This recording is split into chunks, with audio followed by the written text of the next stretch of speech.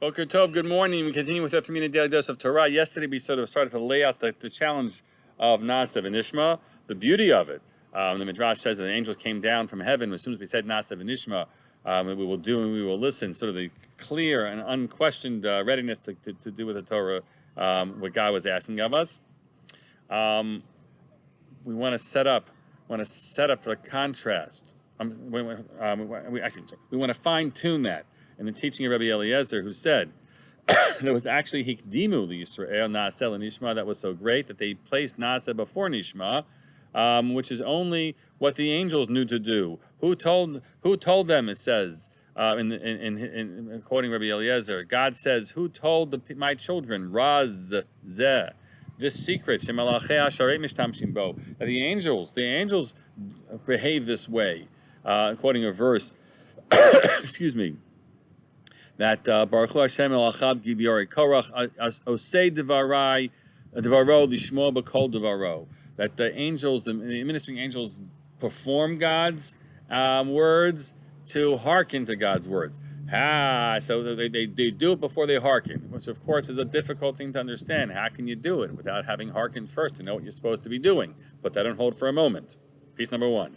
Piece number two is a powerful rabbinic teaching on the verse that the Jews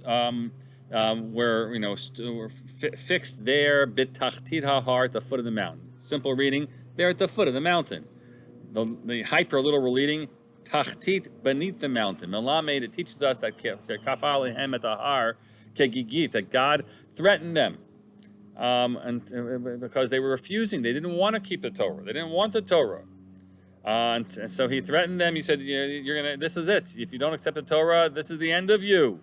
And so then apparently that's when they give in and they say they'll do it. On this is a quick rendering of it. On this, Naaseh Kanim asked the question. He quotes, firstly, that teaching that God threatened them overhead with the mountain.